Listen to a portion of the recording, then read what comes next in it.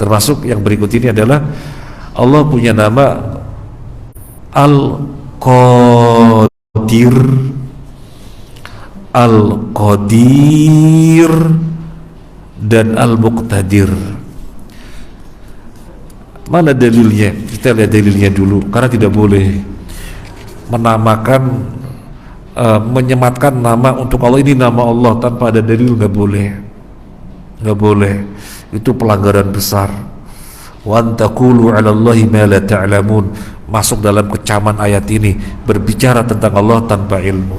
Maka kita harus persis ada dasarnya, ada dalilnya, baru kita mengatakan oh Allah punya nama ini. Dalilnya adalah untuk yang Al-Qadir, qafnya panjang. Di antaranya disebutkan dalam Al-An'am ayat 56. Qul huwal qadir, qafnya panjang. Qul huwal qadiru ala ay yab'atsa 'alaikum 'adaban min fawqikum aw min tahti arjulikum aw yalbisakum syi'an wa yudhiqa ba'dakum ba'sa ba'd. Unzur kaifa nusarriful ayati la'allahum yafqahun. Allah menyatakan dirinya sebagai Al-Qadir. Qul huwal qadir. Kemudian ada dalam Al-Mu'minun ayat 95, wa inna ala an nuriyaka ma na'iduhum laqadirun. Qadir. Sekarang dalil Allah punya nama Al-Qadir. Apa dalilnya? Kita sering membaca ya, innallaha ala kulli syai'in qadir, sering membaca. Itu dalil Allah punya nama Qadir. Kemudian dalil Allah punya nama Muqtadir mana? Dalil Allah punya nama Muqtadir di antaranya ada dalam surat Az-Zukhruf ayat 42. Aw nuriyannaka alladhi wa'adnahum fa inna 'alaihim muqtadirun. Muqtadir. Kemudian surat Al-Qamar ayat 42.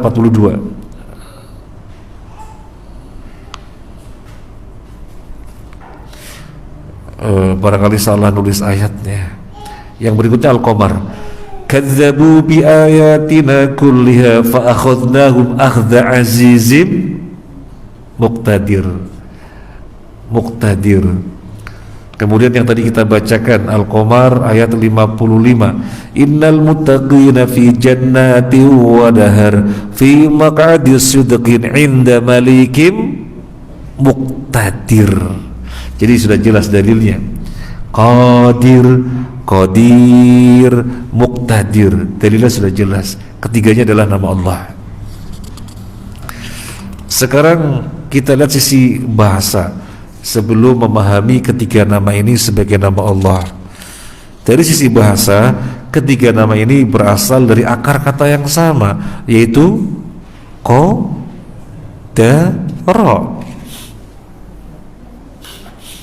Berasal dari akar kata yang sama, yaitu qadara.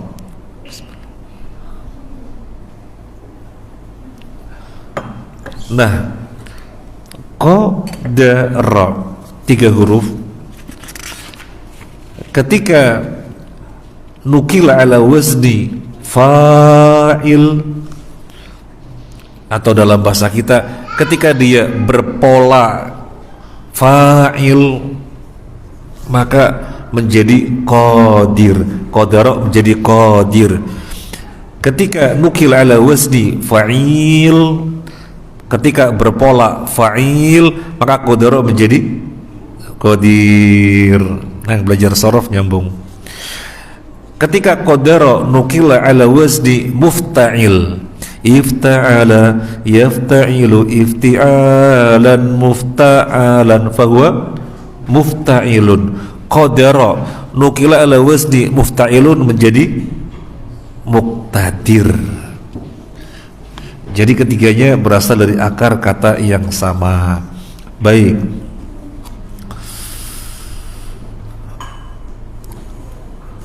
Al-Qadir.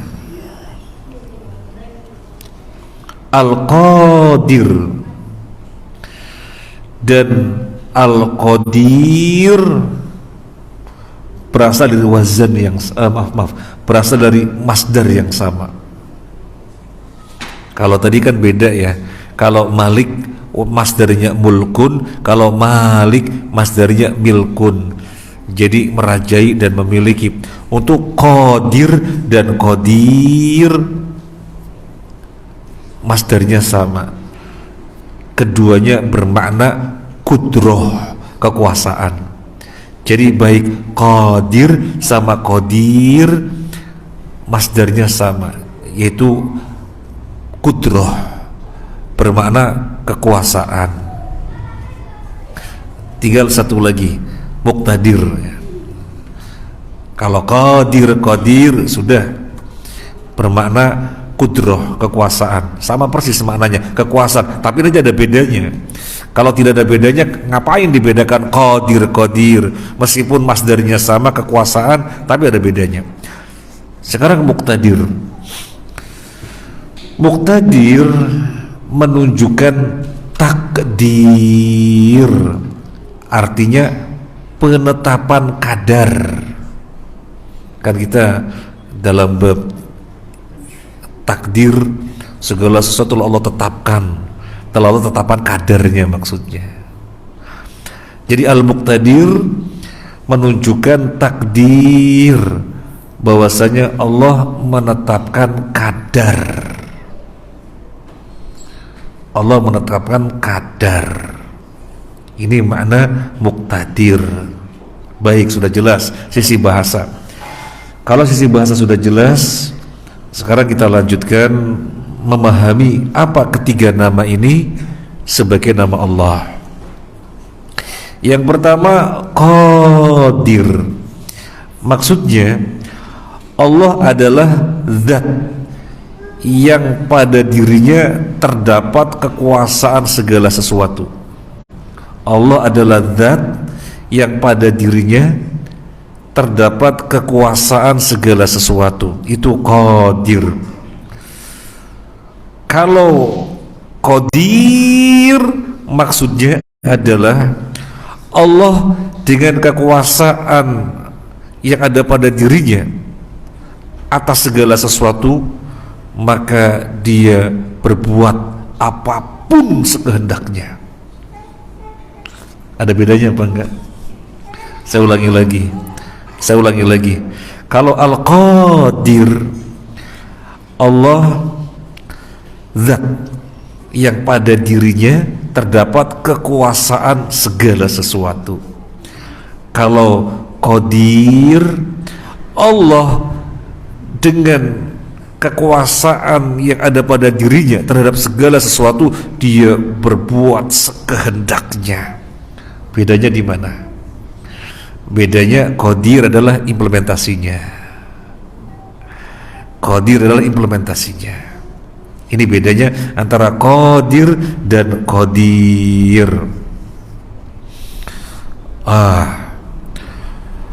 Allah Qadir berarti pada dirinya kekuasaan segala sesuatu. Ada suatu kaum berbuat kedurhakaan, berbuat kemungkaran, mampu enggak Allah binasakan mereka? Mampu, bagaimana tidak? Dia Qadir, pada dirinya terdapat kekuasaan segala sesuatu, bagaimana tidak mampu? Tetapi dalam kenyataannya kok enggak Allah binasakan ya? Padahal mereka durhaka, berbuat kemungkaran. Dalam hal ini Allah sebagai Qadir, tapi tidak sebagai Qadir. Apakah ada penghalang? Enggak ada penghalang. Karena untuk suatu hikmah.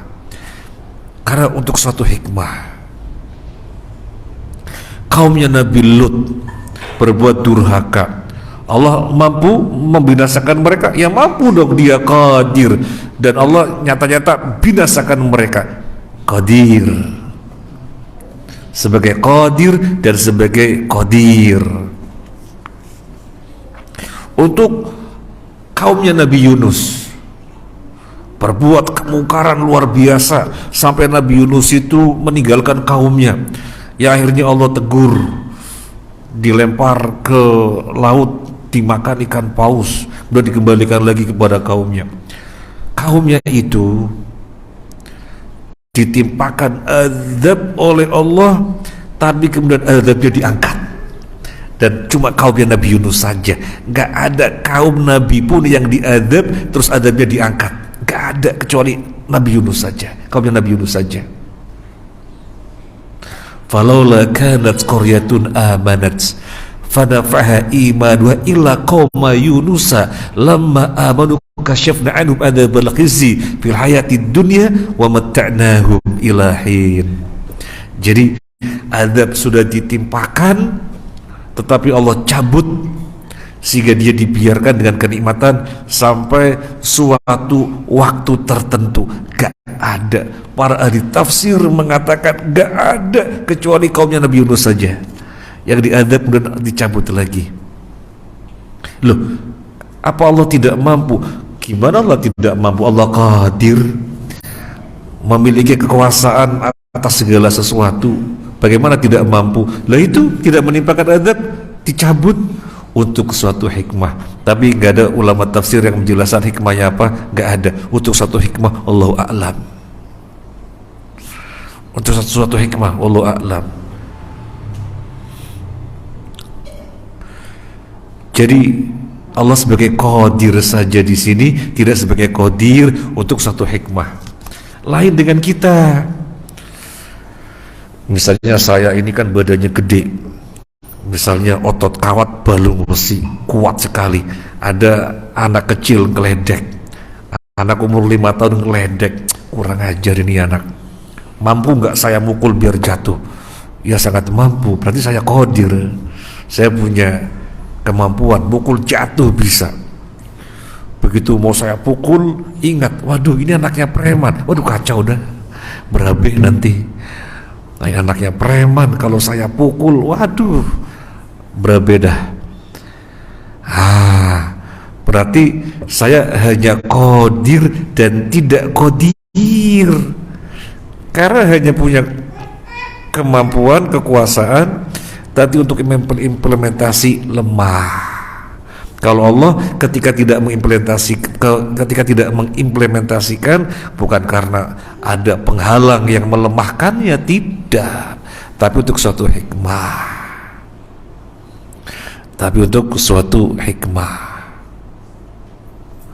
Nah, dokter dengan disiplin keilmuannya, kalau penyakit ini obatnya ini, penyakit ini obatnya ini, mampu mengobati, ya mampu mengobati. Ini sebenarnya disiplin ilmunya. Tapi kemudian suatu ketika, wah ini harus dipasang impusnya. Begitu impuls mau dipasang, ditusuk, nggak dapat uratnya. Waduh, mana ini uratnya? Susah sekali. Ceplus ini nggak ketemu. Wah, uratnya kecil sekali.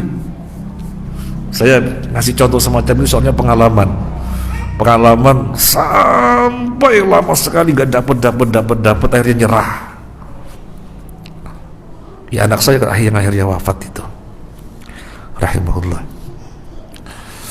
Kan dia memiliki kemampuan, tetapi ketika mengimplementasi nggak bisa. Apakah ini untuk satu hikmah? Enggak, nyata-nyata ada penghalang yang menghalanginya. Jadi hanya qadir tapi tidak qadir. Hanya qadir tapi tidak qadir. Nah,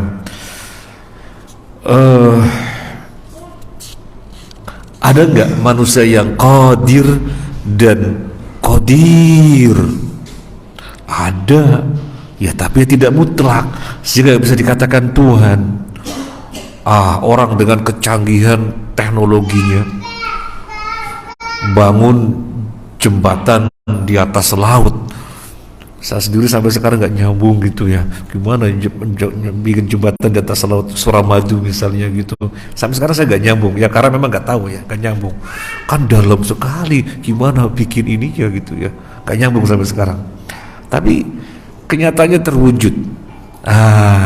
Berarti manusia qadir, memiliki kekuasaan, kemampuan, dan mengimplementasikan qadir. Berarti bisa disebut Tuhan dong? Nggak bisa, karena qadir dan qadirnya tidak mutlak. Itu ada batasan waktu tertentu, yang pasti kiamat, yang pasti adalah ketika hari kiamat. Nah,